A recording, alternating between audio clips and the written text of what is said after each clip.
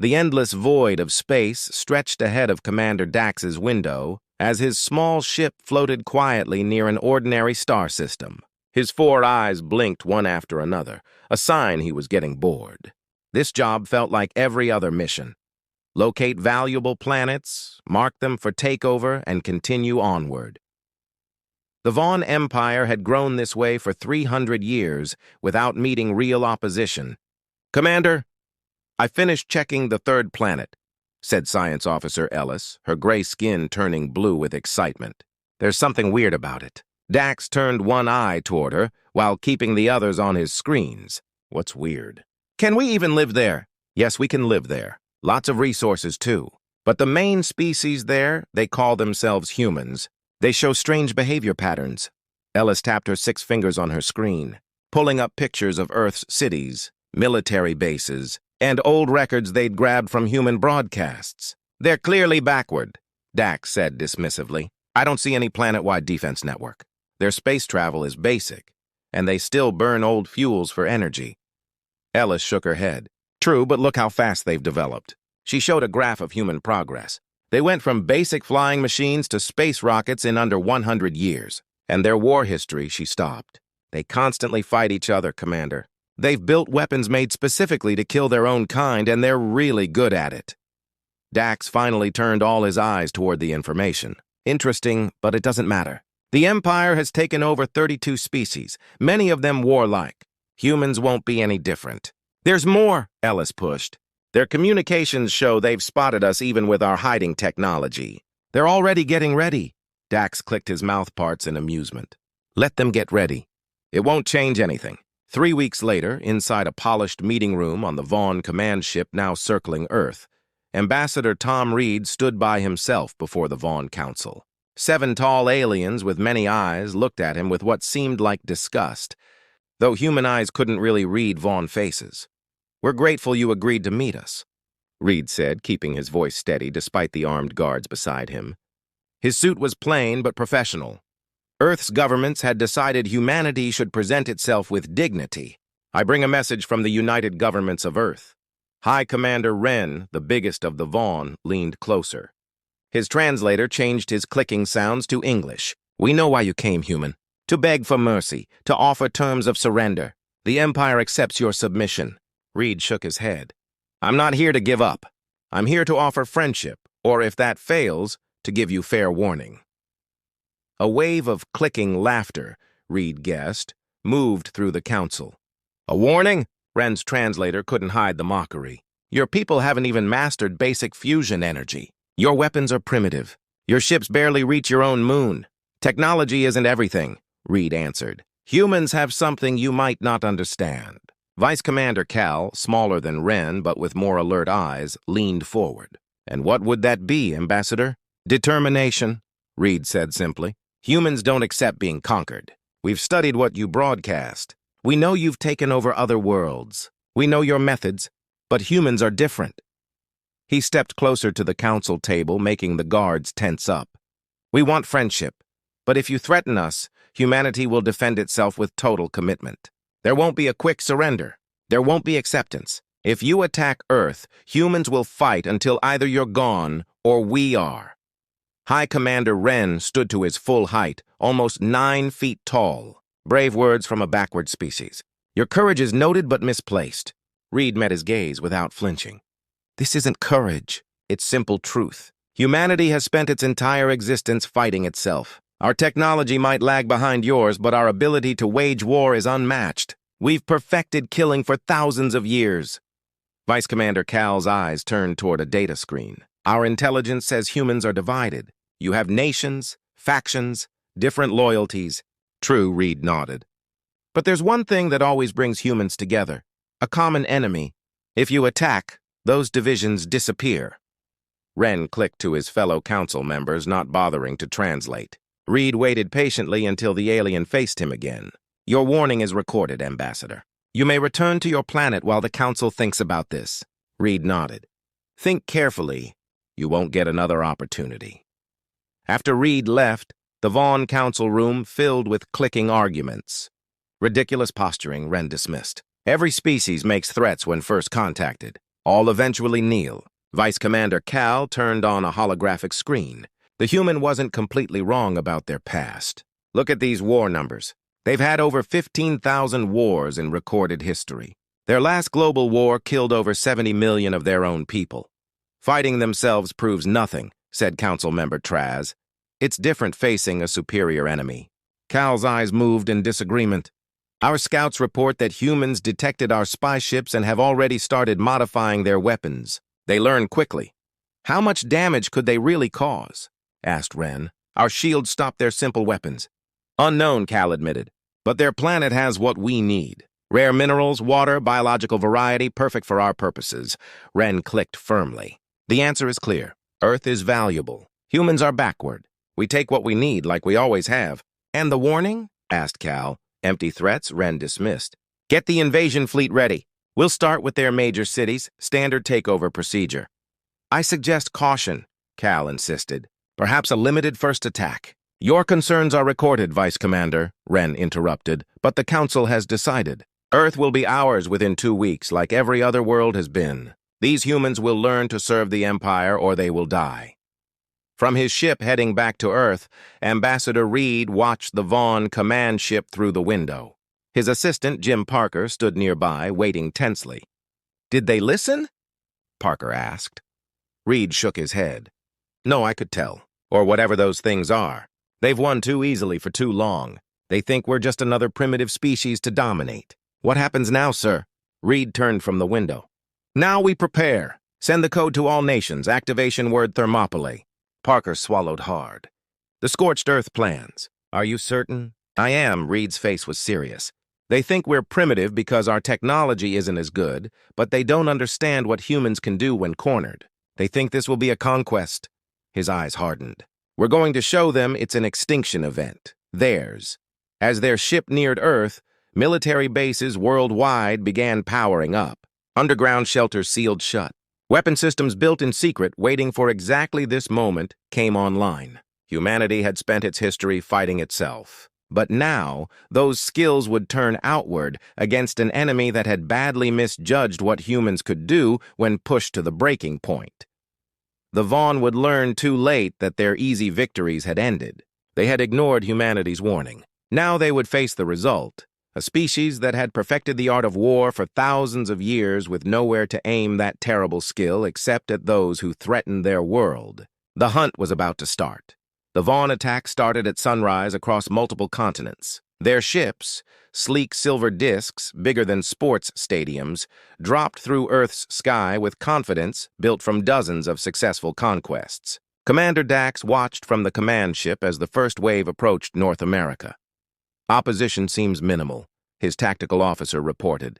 Their basic aircraft are trying to intercept, but our shields are holding. Dax clicked with satisfaction. As we predicted, start the standard plan. Hit their military bases, then government centers. On his screen, Vaughn weapon fire poured down on human cities. Bright blue beams cut through buildings and defense locations. The first strikes hit Washington, Beijing, Moscow, and other capitals at the same time. Smoke rose into the morning sky as emergency alarms screamed. Sir, said Communications Officer Zev, we're detecting unusual signal patterns. The humans are coordinating globally using frequencies we didn't find in our first scans. Dax waved this away. Doesn't matter. No primitive communication network can help them now. In an underground shelter beneath the Rocky Mountains, General Kate Miller watched the attack play out on multiple screens. The room buzzed with controlled urgency as military officers from 20 nations coordinated Earth's response. Status report, Miller demanded, her face calm despite the emergency.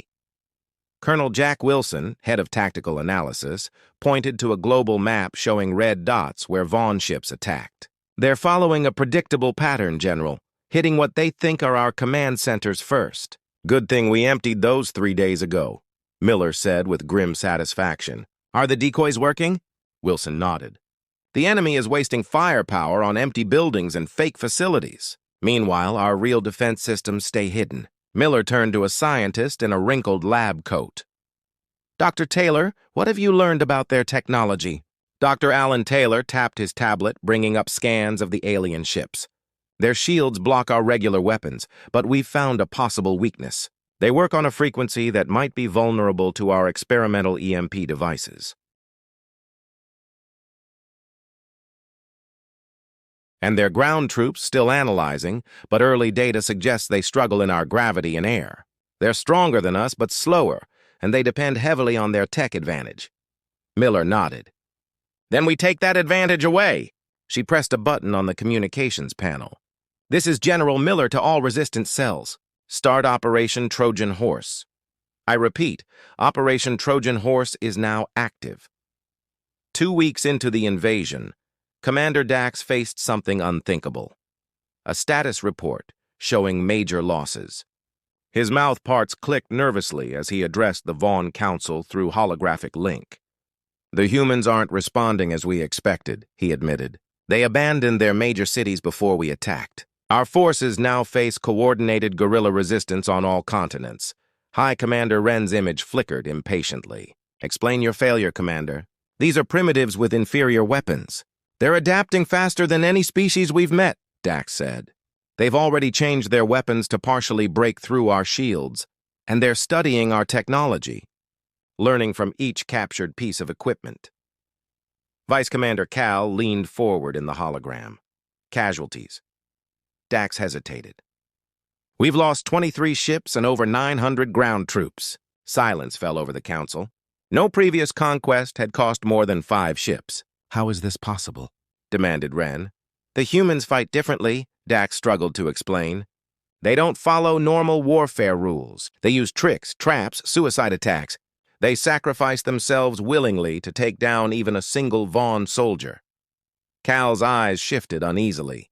The ambassador warned us. They're still primitives, Wren insisted. Send the second wave. Double the force. Break their will. As the transmission ended, Dax turned to his tactical display. A new alert flashed. Humans had broken into another landing zone, capturing Vaughn technology and vanishing before backup arrived.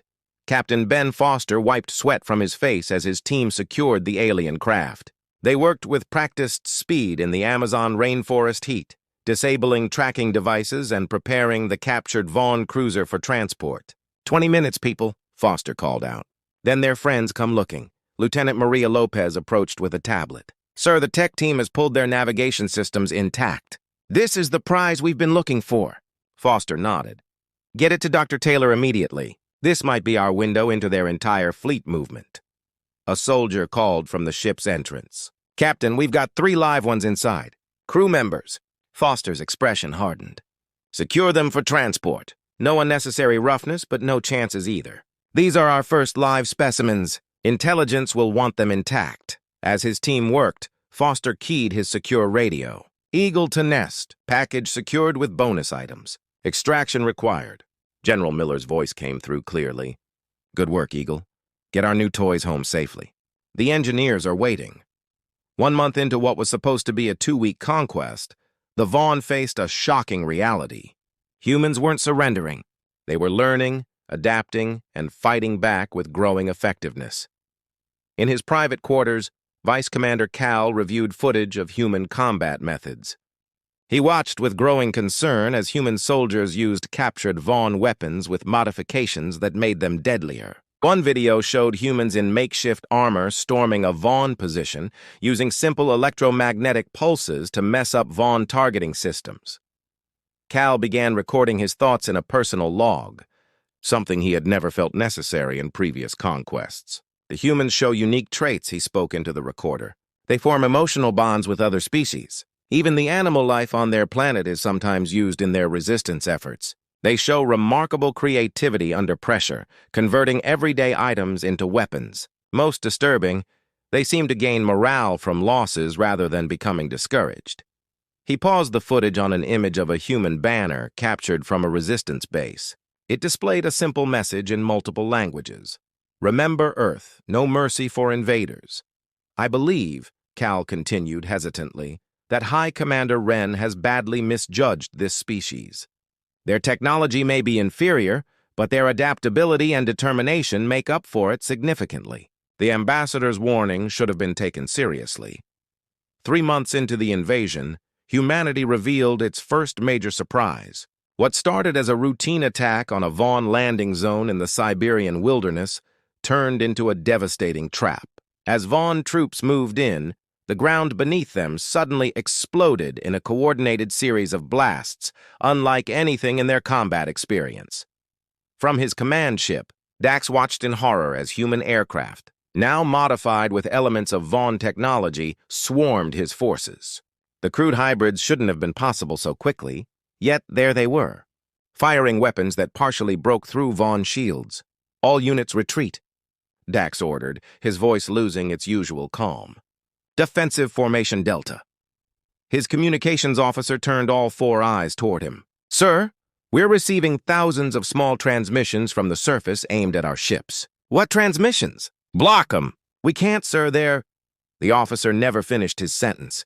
Throughout the Vaughn fleet, navigation systems suddenly failed. Ships veered wildly, some crashing into each other. The humans had created a virus designed specifically for Vaughn computer systems, using the technology they'd captured and studied. As alarms blared across his command deck, Dax faced the grim truth. This wasn't going to be a conquest. It had become a war, one that the mighty Vaughn Empire might not win. On Earth, General Miller watched the chaos in the sky with grim satisfaction. "Send the message to all Vaughn frequencies," she ordered. Across all Vaughn communication channels, a simple message appeared in their own language. "You were warned." Now we hunt. The humans had learned, adapted, and now they would pursue. 6 months after the Vaughn invasion began, Earth had changed. Cities once filled with civilian life now housed military operations and manufacturing centers. Factories that once made cars now produced weapons. Labs that once researched cures for diseases now studied alien biology, searching for weaknesses. Commander Dax was dead, his ship destroyed during a daring human raid 3 weeks earlier. Vice Commander Cal, now promoted to lead the invasion force, stood before a holographic map showing Vaughn positions around Earth. The map had far too much red on it, territory lost to human counterattacks. "Their adaptation rate is unprecedented," Cal told his officers. "They've reverse-engineered our shield technology, our weapon systems, even parts of our faster-than-light drive." "How is this possible?" asked Fleet Captain Mev, his eyes twitching nervously. "They were primitives just months ago." "They were never primitives," Cal replied quietly, "just less advanced technologically. Their minds work differently than ours. They improvise, take risks, try things no Vaughn would consider." He clicked a control, bringing up footage of a recent battle. "They don't think like us. They think like predators." The footage showed human soldiers using modified Vaughn weapons, moving in patterns that confused Vaughn targeting systems. When Vaughn troops adjusted, the humans immediately changed tactics. "High Commander Wren still thinks we can win through superior numbers," Cal continued. "I'm no longer certain. I've sent a report recommending peace talks." Captain Mev's eyes all locked on Cal. "The Council will never agree. No Vaughn force has ever retreated." "Then we may be the first," Cal said grimly, "because these humans aren't just defending anymore. They're hunting us." Admiral Laura Hayes had never expected to command humanity's first space fleet. 6 months ago, she'd been a commercial airline pilot. Now she stood on the bridge of the Vengeance, a ship put together from human and Vaughn technology. Through the view screen, she watched as her fleet of 12 ships moved into position above Earth. "Status of Vaughn forces?" she asked her tactical officer. 32 ships in high orbit, Admiral," reported Commander Dan West. "They're maintaining defensive positions." Hayes nodded. "And our new weapons? The phase disruptors are online. They've never been tested in actual combat, but the simulations look promising." Hayes studied the display showing the much larger Vaughn fleet. The aliens still had superior numbers and technology, but they'd grown cautious after months of surprising defeats. They no longer attacked aggressively, preferring to hold position and launch occasional strikes. "They don't understand what's happening," Hayes said softly. West looked at her questioningly. "Isn't it?" Hayes shook her head. "Not anymore. General Miller's orders were clear. This isn't about defending Earth now. It's about making sure no one ever attacks us again." She straightened her uniform. "All ships, battle formation Delta, target the Vaughn command vessel. Let's show them our new teeth." Colonel Mike Reese led his hunting party through the ruins of what had once been downtown Sydney. His team moved silently, each soldier equipped with adaptive camouflage reverse-engineered from captured Vaughn technology. Their weapons, hybrid creations combining human cleverness with alien tech, were designed specifically to pierce Vaughn armor. "Movement ahead," whispered Sergeant Tim Barnes, checking a scanner that detected Vaughn life signs. "Small patrol, maybe 5 of them." Reese nodded and signaled his team to spread out. They had been tracking this Vaughn group for 3 days, deliberately herding them into this ambush point. His team didn't just kill Vaughn. They studied them, learned from each encounter, and shared that knowledge with other hunting parties worldwide. "Remember," Reese said quietly, "we need one alive for intelligence. The rest are expendable." His soldiers moved into position with practiced skill. 6 months of constant combat had turned them into something new, not just soldiers, but specialized hunters with intimate knowledge of their prey. The Vaughn patrol entered the trap zone, moving cautiously but still following predictable patterns. Reese waited until they were fully committed, then gave the signal. The ambush was swift and brutal. 4 Vaughn fell immediately to precisely targeted shots that exploited gaps in their armor that only human hunters had identified. The 5th Vaughn, clearly an officer, found himself suddenly alone, surrounded by humans who seemed to appear from nowhere as their adaptive camouflage deactivated. "Secure the prisoner," Reese ordered, "and leave our calling card for their recovery team." Sergeant Barnes nodded and placed a small holographic projector among the dead Vaughn. When their reinforcements arrived, they would find a message in their own language. "We warned you. We hunt. You die." In her underground command center, General Miller reviewed reports from around the world. Hunting parties like Reese's were systematically eliminating Vaughn ground forces. In space, Admiral Hayes's fleet had achieved its first major victory, destroying 10 Vaughn ships while losing only 3. "The tide is turning," said Dr. Taylor, now her chief of alien technology research. "Their reinforcements have stopped arriving. I think they're reconsidering this invasion." "Too late for reconsideration," Miller replied coldly. "Dr. Lee, show me the progress on Project Payback." Dr. Anna Lee, a quiet woman who had been a quantum physicist before the invasion, brought up technical drawings on the main screen. "The prototype faster-than-light drive is working, General, based on Vaughn technology but significantly modified. It's ready for installation in our new vessels." Miller studied the designs with grim satisfaction. "And the weapon systems? The hunter-killer drones are in final testing. They're designed to target Vaughn biology specifically. They'll ignore other life forms, and they can self-replicate using available materials." Miller nodded. "Good. The Security Council has approved the next phase. We're taking this fight to them." She turned to the assembled military and scientific leaders. "For 6 months, we've been fighting for survival. Now we fight for the future. The Vaughn and anyone else watching need to learn that attacking Earth is a death sentence." Vice Commander Cal received the report with all 4 eyes lowered in disbelief. 10 ships lost in a single engagement against crude human vessels that shouldn't have been capable of space combat at all. His tactical officer continued grimly. "Ground forces are reporting new human weapons, drones that can pierce our armor and target vital organs with precision. And the humans have developed some kind of biological weapon specifically designed for Vaughn physiology." "Casualties?" Cal asked. "Over 60% of our ground force is lost." "Speak freely," Cal ordered. "Sir, there are no prisoners. The humans take occasional captives for study, but they don't keep them. This isn't like any war in Empire history." Cal moved to his private terminal and pulled up his personal log. For months, he had been documenting human tactics, trying to understand this species that fought like nothing the Vaughn had ever encountered. His latest entry was brief. "The humans are systematically analyzing every aspect of Vaughn biology, technology, and psychology. They don't just defeat us. They learn from each victory. Each encounter makes them more effective killers. I no longer believe this is about defending their world. They are preparing for something else." As if confirming his fears, a human transmission cut through Vaughn communication channels. Admiral Hayes's face appeared on screens throughout the Vaughn fleet. "This message is for the Vaughn Empire leadership," she said, her expression hard. 6 months ago, you ignored our warning and attacked our world. You believed we were primitive and would submit easily. You were wrong. The image shifted to show human shipyards where new vessels were under construction, vessels that clearly used Vaughn technology. "We're coming for you now," Hayes continued, "not just to drive you from Earth, but to ensure you can never threaten us again. You chose this path when you ignored our warning." The transmission ended, leaving Cal staring at a blank screen. For the first time in the history of the Vaughn Empire, they faced an enemy that had not only resisted conquest, but was now prepared to take the fight into Vaughn territory. The hunt had evolved. Now the humans were coming to hunt them at home.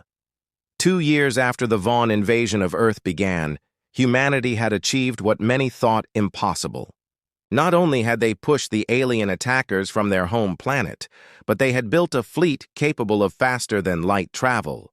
Earth's factories worked around the clock, converting Vaughn technology into weapons that matched or exceeded alien capabilities. Admiral Laura Hayes stood on the bridge of the Retribution, humanity's first true warship designed for deep space combat. At 800 meters long, it combined the best of human innovation with reverse-engineered Vaughn technology. Around her, a fleet of 30 vessels prepared for humanity's first offensive beyond their solar system. All ships report ready. "Admiral," said her second-in-command, "Captain Roy Chen. Operation Payback is go." Hayes nodded, her face solemn. "Signal all vessels. FTL jump in sequence. Coordinates as planned." She watched as the stars on the view screen blurred and stretched. The human fleet, built by a species that 2 years ago could barely reach their own moon, tore through space toward their target, Nexus Station, the Vaughn's primary shipyard. High Commander Wren paced the council chamber on the Vaughn Homeworld, his eyes twitching with agitation. The holographic display showed the human fleet approaching Nexus Station. "Impossible!" he clicked, mouthparts clacking in distress. They couldn't have developed FTL so quickly. Vice Commander Cal, who had been recalled from Earth 6 months earlier, stood quietly to one side. "I warned you, Commander. These humans adapt faster than any species we've encountered. The station's defenses will hold," Wren insisted. "They have 40 defense platforms and a standing fleet of 20 ships. The humans have developed weapons specifically designed to target our technology," Cal reminded him. "And they've had 2 years to study our weaknesses." Wren rounded on Cal, all 4 eyes fixed on him. "You sound like you admire these primitives." "I respect them," Cal corrected, "as we should have from the beginning. The human ambassador warned us, and we ignored him." Before Wren could respond, the emergency alert sounded. One of the junior officers rushed in, mouthparts clicking rapidly in distress. "High Commander, the humans have launched their attack on Nexus Station. They've deployed some kind of new weapon. Autonomous drones that bypass our security protocols." Dr. Anna Lee watched from her station aboard the Retribution as the first wave of her hunter-killer drones approached Nexus Station. The fruit of 2 years' intensive research, these devices represented humanity's new approach to warfare. "Drone swarm deployed, Admiral," she reported. "Initial scans show the station's defenses are responding exactly as predicted." Hayes nodded. "Begin Phase 2. On her command, the human fleet spread out in a formation no Vaughn tactician would recognize. Unlike the methodical, structured approach to space combat used by the Empire, human tactics were fluid, unpredictable, and aggressive. The Vaughn defense platforms opened fire, their energy weapons slicing through space. But the human ships moved in patterns designed to confuse Vaughn targeting systems, while their shields, improved versions of captured Vaughn technology, absorbed hits that would have destroyed Earth vessels 2 years ago. "The drones have broken through the station's outer defenses," Lee announced, watching her display as thousands of tiny dots swarmed through Nexus Station. "They're beginning to replicate using station materials." Hayes allowed herself a small smile. "And the virus? Uploaded to their network. Their communications are already failing." Within the massive space station, chaos erupted as Dr. Lee's creations went to work. The drones, each no larger than a human hand, sought out critical systems and began dismantling them. More disturbing to the Vaughn defenders, the machines could reproduce using the station's own resources to create more of themselves. At the same time, human hackers deployed viruses specifically designed for Vaughn computer systems. Systems they had studied intensively since the first captured ships 2 years earlier. Colonel Mike Reese, led the boarding party onto Nexus Station.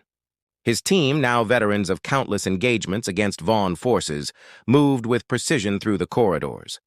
Their armor, a hybrid of human and Vaughn technology, protected them from the increasingly desperate defensive fire. "Remember," Reese told his soldiers through the comm system, "we need their database intact. Everything else is expendable." The station's Vaughn defenders fought bravely but were unprepared for human combat techniques. Reese's team used tactics developed specifically to counter Vaughn's strengths and exploit their weaknesses.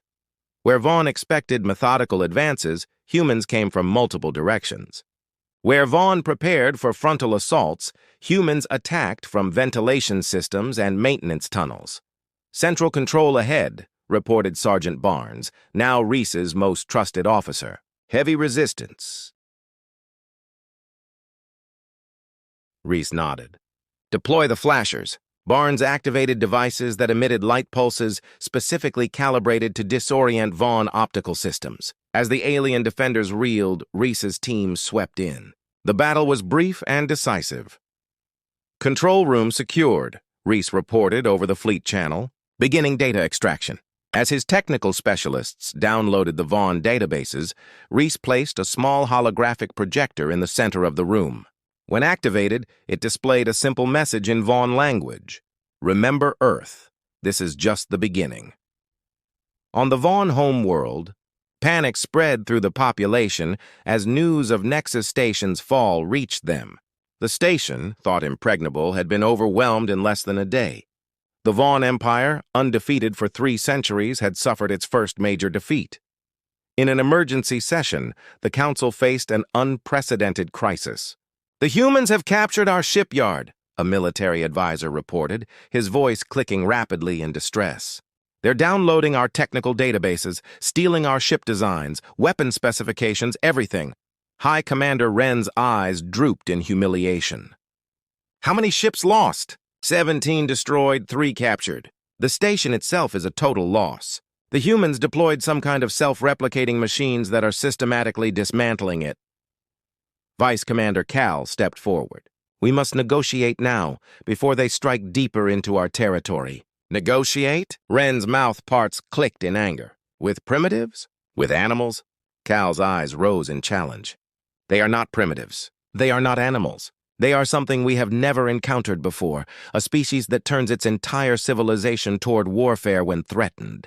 He activated a holographic display showing the human fleet. "Look at what they've accomplished in just 2 years, from barely reaching their moon to building ships that can defeat our best defenses." "One victory doesn't win a war," Wren insisted. "This wasn't about winning," Cal said quietly. "This was a message. They could have destroyed the station immediately. Instead, they boarded it, studied it, and left us a warning." He played the recording from Reese's holographic projector. "Remember Earth. This is just the beginning." The council chamber fell silent as the implications sank in. The humans weren't fighting for territory or resources. They were fighting to ensure their security by any means necessary. "I've studied their history," Cal continued. "When humans feel threatened, they don't stop at defense. They eliminate threats completely. They're coming for us next, not to conquer, but to make certain we can never threaten them again." As if confirming his words, reports began coming in of human ships appearing near Vaughn colonies. Not attacking, just watching, studying, planning. The hunt had come to Vaughn space, and humanity was just getting started. 4 years after the Vaughn invasion of Earth began, the conflict had transformed beyond anything either side could have imagined. The once mighty Vaughn Empire, which had conquered 32 species without serious resistance, now struggled for survival against a humanity that had mastered space travel and warfare with terrifying speed. Vice Commander Cal, now the effective leader of the Vaughn forces after High Commander Wren's removal from power, stood before the window in the capital city on the Vaughn Homeworld. The sight that greeted him would have been unthinkable 4 years ago, a human fleet in orbit around the Vaughn Homeworld itself. 40 ships, each more advanced than anything the Vaughn now possessed, held position in a formation that deliberately mirrored the one the Vaughn had used when they first arrived at Earth.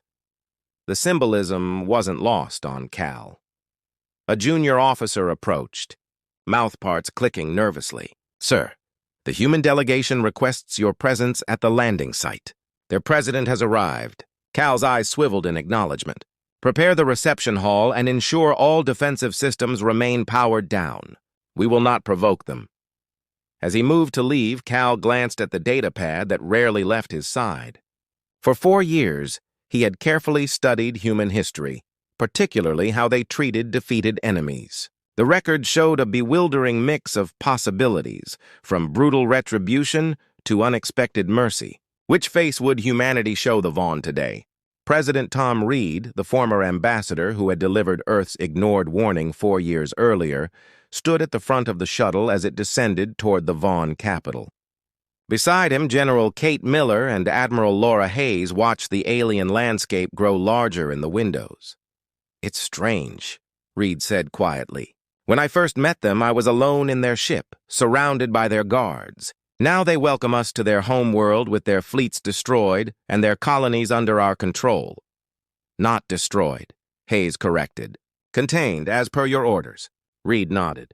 "Yes, destruction is easy. What comes next is harder." Miller studied the Vaughn city through tactical glasses. "They've complied with all demands so far. Defense systems are offline. No hidden weapons detected.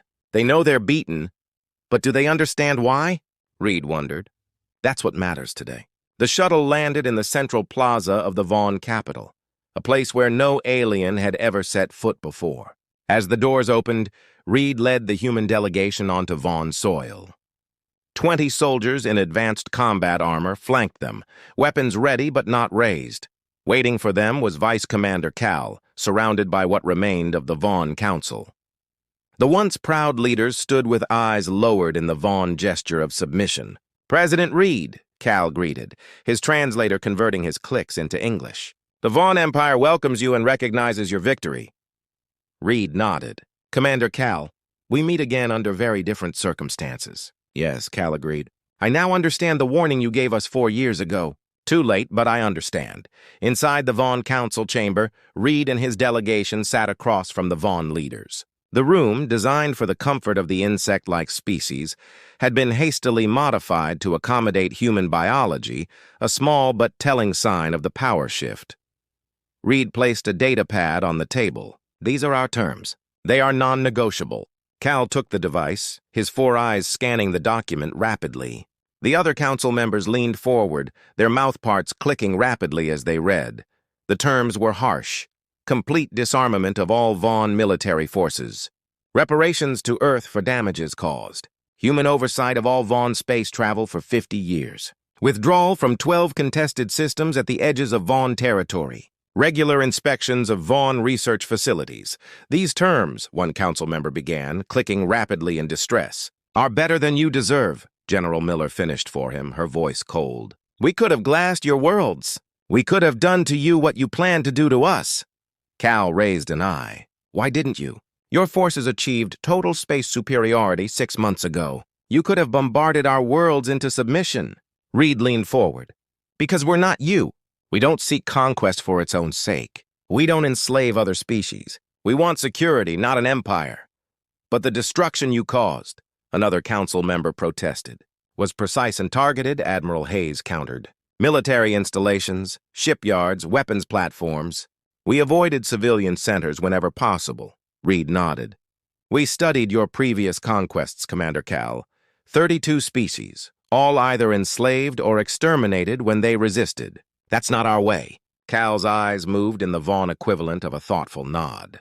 "Yet your hunting parties showed no mercy to our soldiers. Your fleets destroyed our ships without accepting surrender. War and peace are different," Reed replied simply. "In war we are relentless. In victory we can afford to be generous."